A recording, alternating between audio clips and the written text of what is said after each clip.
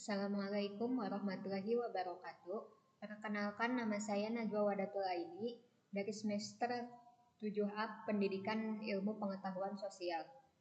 Hari ini saya akan membahas tentang korupsi, salah satu masalah sosial yang sudah menjadi masalah nasional, terutama di negara Indonesia. Pertama-tama, saya akan membahas tentang latar belakang dari korupsi. Korupsi merupakan salah satu masalah krusial yang terus menghambat pembangunan dan merusak sistem sosial politik di Indonesia. Menurut Transparansi Internasional, Indeks Persepsi Korupsi Indonesia pada tahun 2025 berada di peringkat 109 dari 182 negara, menunjukkan masih tingginya tingkat korupsi di Indonesia, serta lemahnya pengawasan dan transparansi terhadap praktik korupsi di berbagai sektor pemerintahan. Istilah yang viral di media sosial banyak dibicarakan yaitu Liga Korupsi Indonesia. Yang pertama ada Pertamina dengan kerugian 968,5 triliun. Selanjutnya ada PT Timah 300 triliun, BLBI 138 triliun, Duta Palma 78 triliun, PT TPPI 37 triliun, PT Asabri 22 triliun, PT Jiwarasya 17 triliun, Kemensos 17 triliun, Sawit CPO 12 triliun, Garuda Indonesia 9 triliun, BTS Kominfo 8 triliun, Bank Senturi 7 triliun. Sungguh kasus yang sangat besar sekali, sampai di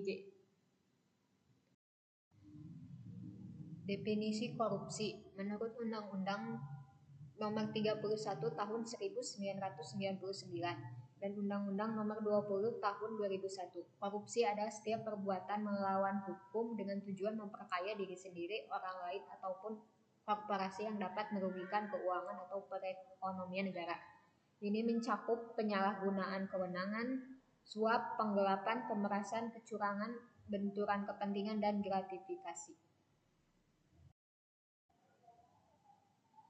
Selanjutnya ada teori tentang korupsi. Yang pertama ada teori pilihan rasional.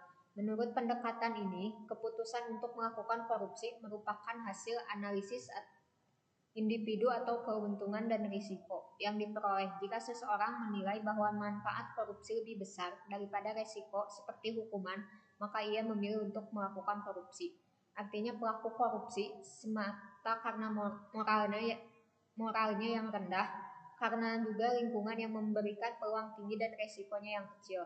Yang kedua ada teori sosiologi hukum. Dari perspektif teori hukum ini, korupsi dipandang sebagai suatu patologi sosial, yakni penyakit sosial yang akarnya bukan hanya dari perilaku suatu individu, tetapi juga dari struktur sosial dan lemahnya penegakan hukum di masyarakat. Selanjutnya ada faktor penyebab korupsi di Indonesia. Yang pertama ada karena lemahnya penegakan hukum dan pengawasan oleh kelembagaan, sistem birokrasi yang tidak transparan dan rendahnya akuntabilitas, norma atau budaya pesimis terhadap praktik yang tidak etis, faktor struktural dalam politik, ekonomi yang memberikan peluang besar bagi penyalahgunaan kekuasaan. Selanjutnya ada dampak dari korupsi.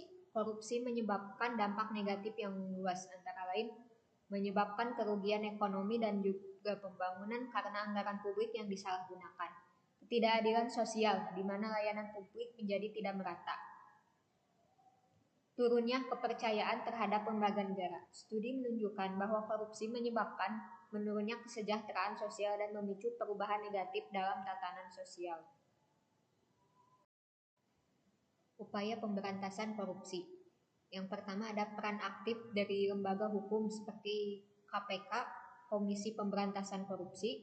Yang kedua ada pendidikan anti korupsi sejak dini untuk budaya etis. Yang ketiga peningkatan transparansi, akuntabilitas masyarakat dalam pengawasan publik.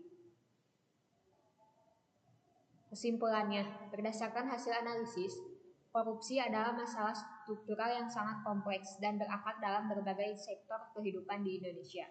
Dampaknya tidak hanya bersifat ekonomi, tetapi juga sosial dan kemanusiaan karena mengganggu hak dasar warga negara, dan kepercayaan publik. Penyebab korupsi bersifat multidimensional, termasuk kelemahan sistem hukum, budaya, dan kelembagaan. Upaya pemberantasan korupsi memerlukan sinergi antara pemerintah, lembaga penegak hukum, masyarakat, dan pendidikan karakter sejak dini. Sekian pembahasan dari saya tentang korupsi. Mohon maaf apabila ada pengucapan kata yang salah atau ada kesalahan. Terima kasih telah menyimak sampai akhir. Saya akhiri. Wassalamualaikum warahmatullahi wabarakatuh.